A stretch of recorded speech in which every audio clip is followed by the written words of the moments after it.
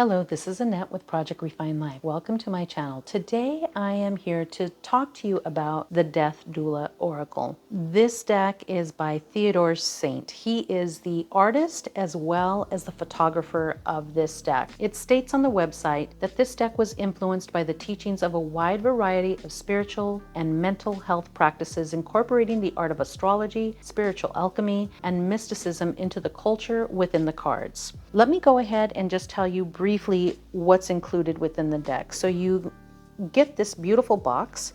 It has these nice little notch holes. Classic, very classic deck. Comes with this white top on the box, has these simple little gold lettering on the sides. It comes with this beautiful image that's included on the guidebook and is also one of the cards included in the deck. Inside, it comes with this very simple but very detailed guidebook. This guidebook is really, really good.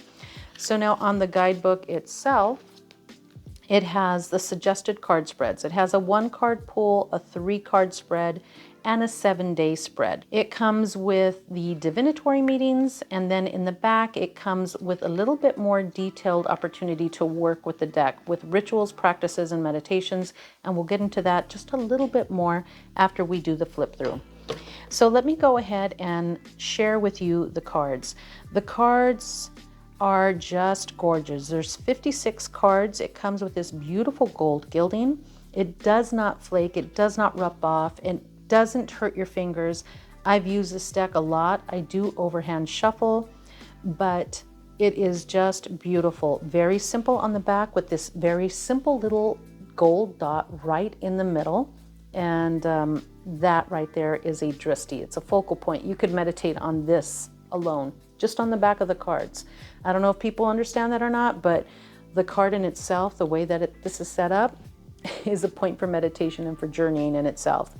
So the cards themselves on the front of the cards has this beautiful image. It is just edged within this little beautiful gold foiling. And then on the bottom has a single word for the title of the card, but it is enough to work with if you're just using it on a quick type of draw where you're just pulling the card and want to just go from there. I'm going to go ahead and just flip through the cards for you so you can see each and every card.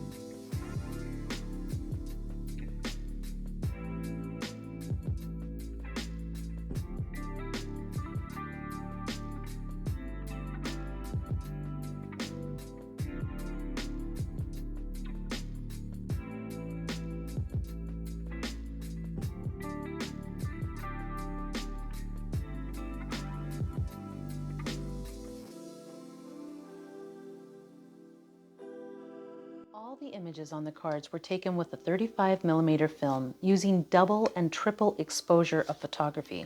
One of the images was taken over 10 years ago, but most of the images are more recent. Spending a solid 3 years devoted to photography, backpacking into post-wildlife areas, and replanting efforts to extensive indoor lighting arrangements within a studio setting.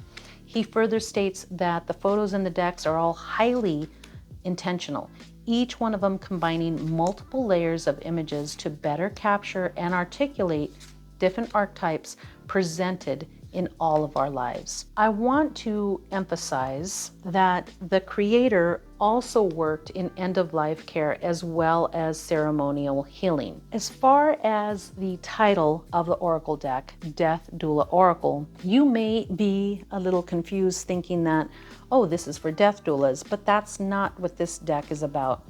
A death doula has many different areas in which she facilitates the transformation for a person. That can range from, making ceremonial rituals happen for the specific person, making sure that they have their religious ceremonies intact. They can help with end-of-life arrangements. They can facilitate as a communicator between the patient and family, or the patient in the facility where the patient is being cared for. There's many, many roles for a death doula, and also shamanic rituals as well for that particular transformation.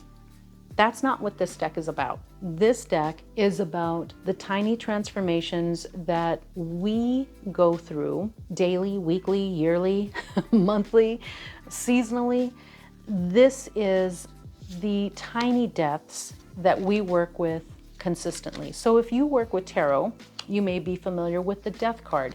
And the death card doesn't necessarily mean if you pull the card that you're going to die. It means that there is a transformation coming. And this deck, if there's one way for me to explain it, it's kind of based upon that premise that there are so many little deaths that we go through within our lives, and they're all opportunities for growth. Now, as you notice, I do have a couple of crystals out here, one being my obsidian mirror. This is one of my obsidian mirrors, and I work with the obsidian mirror because of the teachings of Sergio Magana, which is where you take a particular posture and you work with the obsidian mirror to journey, as a matter of fact. And I've noticed that Theodore uses the obsidian mirror in many of his pictures on Instagram. And I found that interesting because I was like, oh, I wonder if he does the same thing. I have not asked him, but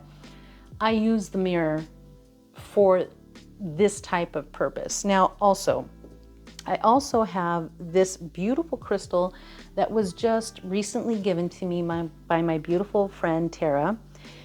And this crystal is so special. As you can see, it's nice and shiny and kind of fits in the palm of your hand, so you can just kind of hold on to it. So this particular crystal, I don't know if she picked it out for me, but man, this crystal is beautiful and I just cannot wait to do work with it. And I don't know if you can really truly see all the phantoms in this particular quartz, but a phantom is layers that appear like white or transparent within the crystal where it was previously growing, and then it came into contact with some other minerals, and it has these inclusions in it, as you may be able to see there. But it's like a point of growth, and then it continued to grow over that.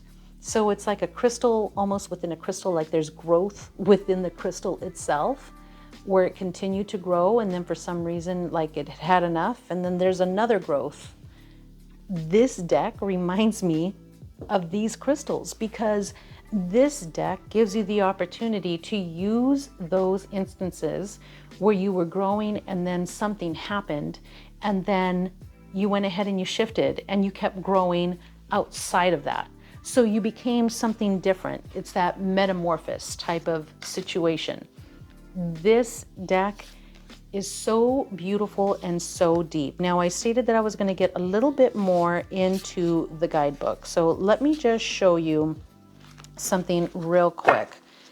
The guidebook is divided into two separate areas. So here you have your divinatory meaning, and then in the back, you have your rituals, practices, and meditations, and it gets into a little bit more depth about how to use this deck to its fullest capacity. And when I say to its fullest capacity, as per the guidebook, because you can use it in all kinds of other ways as well. So here is the lower world card, and you can just read the meaning within this guidebook, which I'm going to go ahead and take off camera and put my magnifying glass up to, because it is difficult for me to read the guidebook. I'm going to be honest. However, I did contact the creator, and he very graciously sent me a PDF. He was so nice about it, and I use the PDF now. I'm probably just gonna print that out and have it somewhere, because I use this deck so much. I really want it just a little bit more handy. So let me go ahead and read this. Lower world. This card invites you to get in touch with your guides in order to hear, see, and feel their messages. These great educators guide us throughout our day and ask us to strengthen our intuition along the way. These messages are often hidden in the seemingly mundane. To look upon the world with curiosity, keeping watch for the signs, opens one up to seeing and feeling meanings where you wouldn't have previously. This card asks the reader to stay curious on this day, to keep watch for the subtle signs woven into the fabric of your experiences. Then it states to see the Lower World Meditation, a shamanic journey, on page 32. There is part of it on page 1, and then it continues to go all the way down. So the words are small and they are light. So for me, I would need to use this guy here to help me read it. So that's what I'm doing. So what I'm going to do is I'm just going to share with you just the beginning portion of the ritual section of the explanation of the lower world, a shamanic journey. This card asks the reader not to take their imagination as non-reality, not to see your imagination as reality would be doing your mind and all minds an injustice. This is inexcusable on the road to healing. What inhabits our imagination's scape is arguably as important as what is in the physical plane in terms of where healing occurs. Now, he does go into a complete explanation about how to go ahead and take a shamanic journey. I would caution you when it comes to lower world shamanic journeying. That's just me. If you're comfortable with it, then that's fine. I offer a word of guidance when it comes to that. But this deck offers all kinds of little rituals and journeys and all kinds of things that you can do with this guidebook. It is pretty detailed for just a tiny little guidebook. You would not think that there is that much included within the explanation of these cards, but it truly is an amazing little book. I was trying to find one because it actually has like little, there we go. You know, he's talking about some deep things here. And this guidebook, don't take it for granted that it's just a little white book. It's really detailed. It's a really good book. This particular deck is so deep for me. It really, really is. And it has taken a place within my collection that no other deck has been able to tap into as far as my spiritual practices.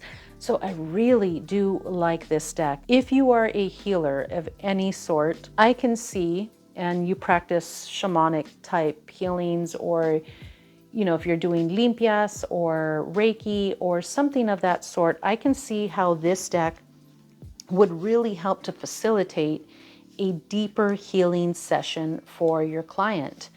I've used it alongside 2 other decks primarily, and it is amazing. I love that combo, and I've talked about it a few times on my channel.